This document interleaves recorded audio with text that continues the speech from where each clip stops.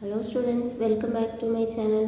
இன்னைக்கு நாம 12th standard 3rd unitல example 3.3 பார்க்கிறோம். If alpha, beta, gamma are the roots of the equation x cube plus px square plus q x plus r which is equal to 0. Find the value of sigma 1 by beta r in terms of the coefficients. என்ன கொடுத்திருக்காங்க, alpha beta gamma வந்து இதோட roots இந்த ஈக்குவேஷனோட roots நீ கொடுத்துருக்காங்க. ஓகேவா?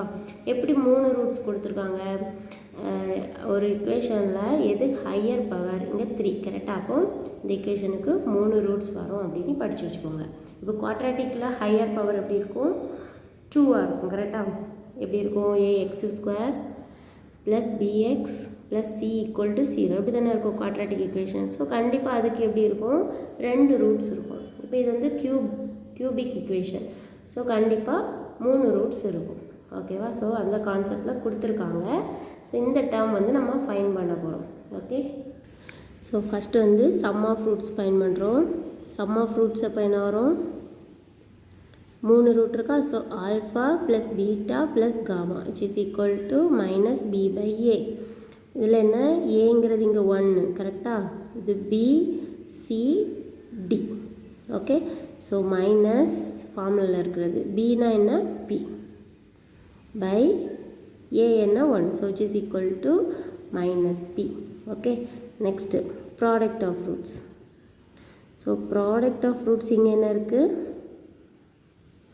Alpha beta gamma.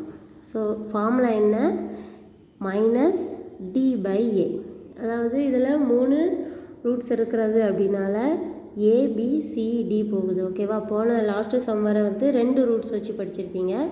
So இங்கே வந்து சி பை ஏ எடுத்திருப்போம். ஓகே, ஸோ இங்கே வந்து என்ன ஒரு டேர்மோ வரும் இடையில, அதாவது இப்படி வரும், alpha beta beta gamma plus gamma delta இப்படி ஒன்று வரும். ஓகேவா? ஸோ இதுக்கு செய்யும்போது இங்கே minus B by A, so இங்கே சி பை ஏன்னு வரும். ஓகே, நம்ம இதில் எதை யூஸ் பண்ணலை. நெக்ஸ்ட்டு ப்ராடக்ட், எல்லாத்தையும் ப்ராடக்ட் பண்ணும்போது மைனஸ் டி பை ஏ. ஓகேவா? ஸோ இதை யூஸ் பண்ணுறோம். ஸோ மைனஸ் டி, இங்கே என்ன இருக்குது, மைனஸ் டியோட வேல்யூ ஆர் பை ஏயோட value 1. So which is equal to minus R. ஸோ இந்த வேல்யூஸை வந்து நம்ம எடுத்து வச்சுக்கிறோம். எதுக்காக அப்படின்னா நெக்ஸ்ட்டு ஃபைன் பண்ணுறோம்.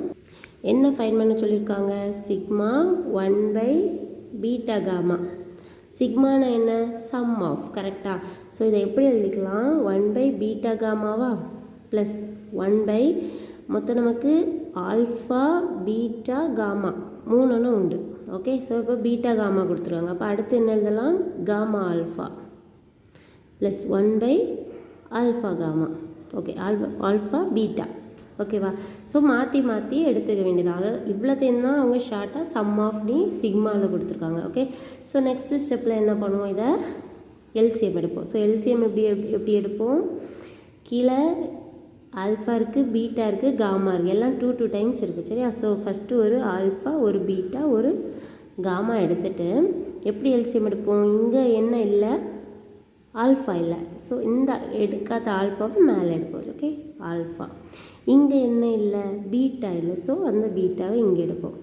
நெக்ஸ்ட்டு இங்கே காமா இல்லை. ஸோ மேலே காமா எடுப்போம். ஸோ இப்படி தான் இங்கே ஏபிசின்னு கொடுத்தாலும் இந்த மாதிரி தான் எல்சிஎம் எடுப்போம். ஓகேவா? ஸோ இதை எல்சிஎம் எடுத்து வச்சாச்சு. நெக்ஸ்ட் இந்த வேல்யூ அப்ளை பண்ணிடலாம், alpha plus beta plus gamma.